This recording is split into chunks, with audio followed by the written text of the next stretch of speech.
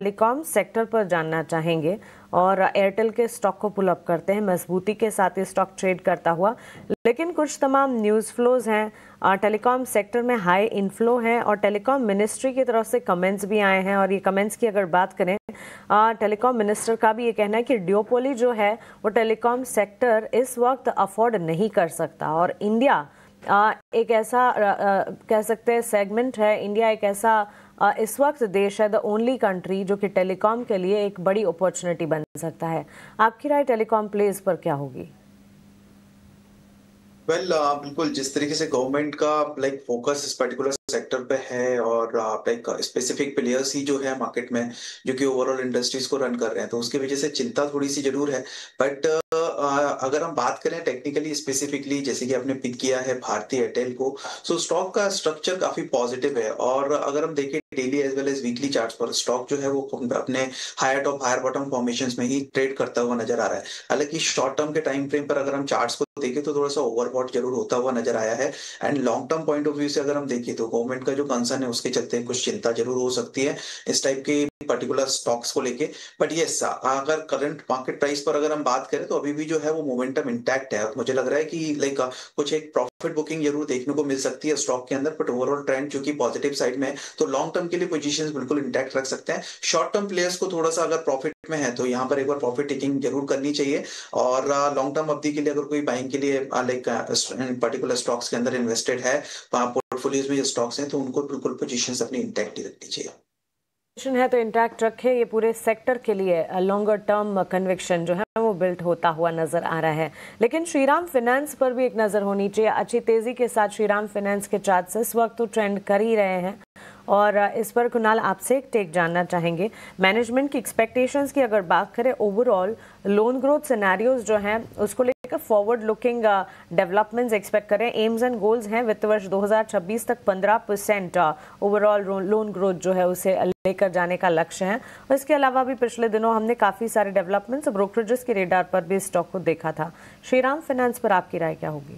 मैं काफ़ी बुलिश हूँ इस स्टॉक पे। हालांकि कह सकते हैं कि लास्ट 1-2 मंथ्स में स्टॉक ने कोई मेजर एक्टिविटी या प्राइस ट्रेंड नहीं दिखाया, बट काफ़ी सारे जो दिग्गज स्टॉक होते हैं लार्ज कैप या एक स्ट्रॉन्ग ट्रेंडिंग स्टॉक्स होते हैं, उनकी एक कैरेक्टरिस्टिक होती है जहाँ पे वो बहुत बार एक फेज में थोड़े से स्टकअप हो जाते हैं, कंसोलिडेट कर लेते हैं, बट जैसे ही स्टॉक्स में ब्रेकआउट आता है या सेक्टर्स में मूव आता है तो ये स्टॉक्स जो है वो वापस से लीडर बन के उभर के आते हैं। मेरा मानना है कि आई थिंक श्रीराम फाइनेंस एक ऐसा ही चार्ट है जो कि एक स्ट्रॉन्ग लीडर स्टॉक बन सकता है पूरे सेक्टर के लिए। 695 या 698 के आसपास का एक ब्रेकआउट है स्टॉक में, जो स्पॉट लेवल्स पे हम स्पॉट कर रहे हैं कि अगर वो ब्रेकआउट से वो लेवल्स को क्रॉस कर ले, अनुमान से वापस से लीडरशिप और मोमेंटम जोन आ सकता है श्रीराम फाइनेंस पे। तो ट्रेडर्स जो ब्रेकआउट्स के लिए ना वेट करके अगर एंटिसिपेट करना चाहते हैं, मैं ये रिकमेंड करूंगा कि करंट लेवल 685 से भी यहाँ पे बाइंग की जानी चाहिए। और अपसाइड में मुझे ऐसा लग रहा है 725 से 750 का एक short to medium term target रख सकते हैं श्रीराम फाइनेंस पर। ठीक है, 720 से 750 के टारगेट श्रीराम फाइनेंस में आ सकते हैं। और आज ये थीम पूरी तरह से बजिंग है। फाइनेंशियल स्टॉक्स जो हैं आप देखिए मोमेंटम चौतरफा देखेंगे और निफ्टी को ये लीड कर रहे हैं। आज निफ्टी के 50 जो स्टॉक्स हैं उसमें लीडरशिप आपको दिखेगी फाइनेंशियल स्टॉक्स की। आगे भी चर्चा करेंगे, लेकिन उसके पहले देख लेते हैं कि अगर आपको ऑप्शंस में ट्रेड करना है तो आपके लिए मौके कहां पर हैं। लेकर आएंगे ऑप्शंस के चैंपियन को।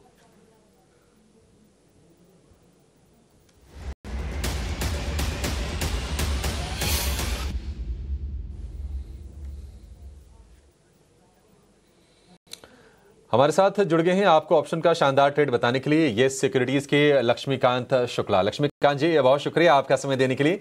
बताइए ऑप्शंस में ऑप्शंस के लिए कौन सा शेयर आपने चुना है और क्या पुट है या कॉल है? सुप्रभात अभिषेक जी। जी कॉल ही रिकमेंड करेंगे। मुझे LIC में एक स्टेबिलिटी नजर आ रही है। आप पिछले 3 से 4 दिनों का सेशन देखेंगे, यहाँ पर इसने 20 DMA पर एक अच्छा सपोर्ट लिया हुआ है, तो एक अपसाइड का स्ट्रेंथ दिखाई दे रहा है। RSI में भी बुलिश क्रॉस ओवर है। तो ओवरऑल एक्सपेक्टेशन है कि यहाँ से स्टॉक 970 980 तक के लेवल तक जा सकता है। तो हमने जो नेक्स्ट मंथ का कॉन्ट्रैक्ट है, जुलाई मंथ का कॉन्ट्रैक्ट है, वहाँ पे 960 का कॉल ऑप्शन रिकमेंड करेंगे, क्योंकि अभी 22 से 24 के आसपास चल रहा है। इसमें जो हमारे टारगेट आ रहे हैं वो आ रहे हैं अराउंड 35 रुपीज़ के, और जो हमें स्टॉप लॉस यहाँ पे रखना है वो रखना है 17 रुपीज़ का। तो जो ओवरऑल रिस्क निकल कर आ रहा है वो आ रहा है 4200 रुपीज़ का, और अगर टारगेट एक्सपेक्टेड टारगेट हिट होते हैं तो जो मैक्सिमम रिवॉर्ड है वो आ रहा है अराउंड 8400 रुपीज़ का।